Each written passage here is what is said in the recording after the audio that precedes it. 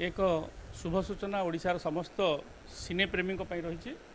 प्रतिवर्ष पर ए वर्ष 5 star film and OTT award ए वर्ष 12 तारिख दिन संध्या 6 उत्कल रंगमंच आयोजन कर एक निरा कार्यक्रम हो। ये चलित वर्ष आपण मानकर जानापी मुझे जनाऊँ बाहर माने बॉलीवुड रु एवं विशेषकर Korean superstar Korean director international level जहाँ अनेक ना रही से आसी आम ओडिया चलचित्र सहित संपृक्त हेबे एवं ये जो अवार्ड सेरेमनी एक ओडिशार एक भिन्न स्वादर सेरेमनी हम जो आर्टिस्ट माने वर्ष सारा हार्डवर्क करी निजर निष्ठा को परिचय देते से बहुत छानभिन करी से अवार्ड दि जाऊँगी जहाद्वारा शिल्पी मानकर मान बढ़िबो एवं से आग को बढ़िबार पहाच पारे पहाच बढ़िबार सुजोग मिलिबो।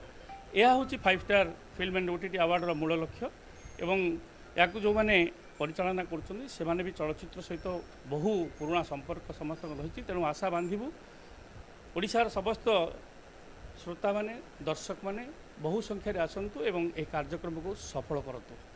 समस्त नमस्कार।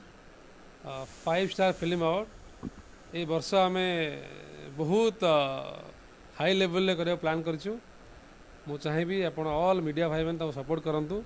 आसंता 12 तारिख संध्या 6 घटिका उत्कल मंडप रे आम शोटी कर जहाँ थी 5 स्टार 4 थे आड हेले आमर शोर नुआ आड हेले एडवाइजर आमर प्रशांत बड़े sir eminent music director and superstar writer and dialer lyricist doctor Rajni Ranjan आम सागर अच्छा मार्था भाई आमर कन्वेनर शाश्वत जोशी मुझे आमर डिजाइनर अमित घोष ये वर्ष आम सहित नुआ आड होती।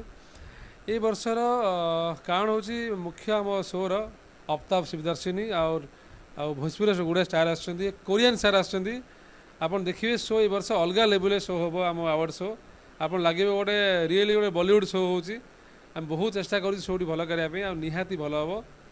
Thank you so much.